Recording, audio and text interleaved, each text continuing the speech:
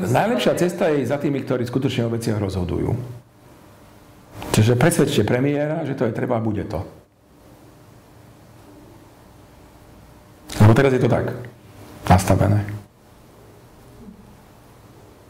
Alebo choďte za pánom Širokým, alebo za pánom Kmotríkom a presvedčte ich. Lebo to sú tí, čo rozhodujú. Čo rozhodujú o tom, čo si potom pán premiér myslí.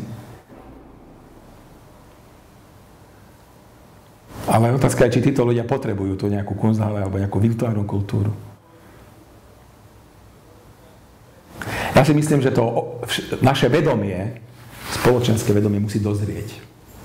A že to sa nedá robiť revolúciami. To musí ísť evolučne, postupne.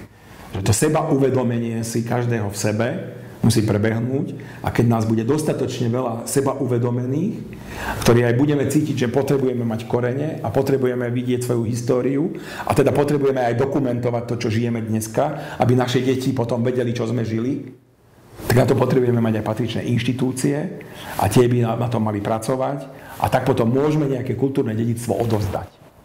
Lebo aj to, čo dneska žijeme, bude raz kultúrne dedičstvo. No ale kto to tu dokumentuje, kto to zaznamenáva, kto to zapisuje? Má tento štát na to inštitúciu? A potom sa pýtam, je to vôbec štát? A potom má právo vôbec taký štát existovať?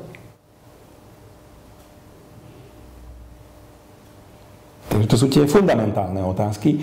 A ukazuje sa, že to, ako sa celý aj vývoj posúva, že tu za chvíľu budeme mať jeden európsky štát, Európsku federáciu, že to bude tá cesta.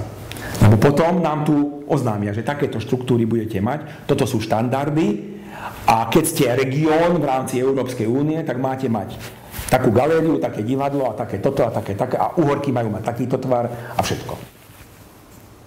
Možno to bude tá cesta, akým sa to tu zrealizuje. Lebo my sami nevieme, na čo to máme mať. Takže to nemáme. Lebo oni vedia, prečo je treba mať kunst, ale všetci. 26 štátov Európskej únie to vie. My 27. to ešte stále sme neobjavili. A zdá sa, že ani nechceme to objaviť. Takže nám to príde to ako obežník, pán Šimunič na ministerstve si to prečíta a hneď bude vedieť, čo má robiť, lebo to tam bude mať napísané krok 1 až 14, manuál. Úradníci fungujú tak. Príkaz a nikdy nerobí nič viac, aby niečo nepokazil. Lebo ak niečo pokazí, koniec.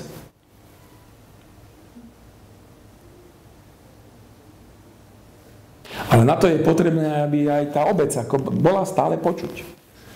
Aby to tu štáde rozprávala a najmä takým spôsobom, aby bolo cítiť a vidieť, že to nepotrebujete najmä vy pre seba, ale že to potrebuje najmä celá tá spoločnosť.